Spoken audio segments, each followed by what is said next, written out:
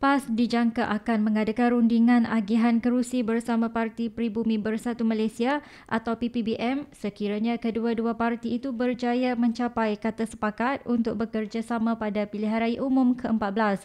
Sehubungan itu, Timbalan Presidennya Datuk Tuan Ibrahim Tuan Man meminta parti pembangkang lain terutama DAP dan Amanah untuk menghormati serta tidak mengganggu kerusi tradisi milik mereka yang akan dibahagi sesama PPBM dan parti dalam Gagasan Sejahtera.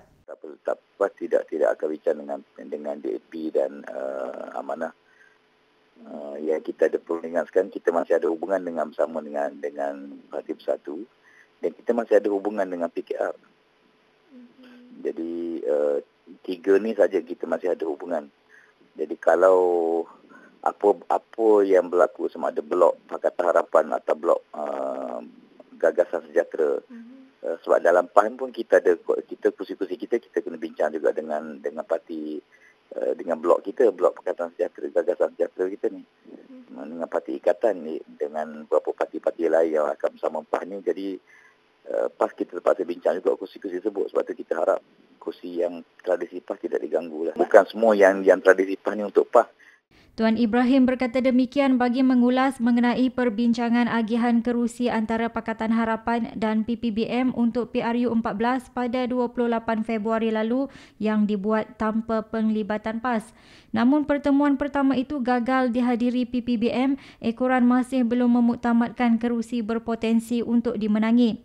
Pada pertemuan itu, PPBM sepatutnya diwakili Timbalan Presidennya Datuk Seri Mukris Mahathir dan Naib Presidennya Tan Sri Abdul Rashid Abdul Rahman. Agihan sesama Pakatan Harapan dan PPBM tanpa penglibatan PAS itu sekaligus memberi gambaran kemungkinan wujudnya pertembungan tiga penjuru pada pilihan raya akan datang. Yang penting kursi, mereka pun memahami bahawa PAS dah ada kursi tradisi PAS yang tak perlu diganggu lah. Jadi kalau dia nak runding, dia boleh runding ada 100 lebih lagi kursi yang PAS tidak pernah bertanding. Bukan kursi tradisi lah. Tradisi PAS ni saya fikir dia kalau nak runding, dia tak perlu ganggu kursi tradisi PAS. Itu. Ketika ditanya mengenai perkembangan rundingan kerjasama antara PAS dan PPBM, Tuan Ibrahim memberitahu sikap Tun Dr. Mahathir Mohamad membantutkan peluang sama-sama berganding bahu pada PRU nanti. Halangan besar kita ialah sikap dan kenyataan daripada pimpinan tertinggi PPBM, macam Tun yang mengkritik sistem perundangan Islam, mengkritik dasar-dasar. Jadi saya fikir benda tu benda yang kena selesai awal lah. Tak sepatutnya kalau kita berunding, kita tidak akan berunding dengan parti yang menyerang dasar-dasar yang PAS baru.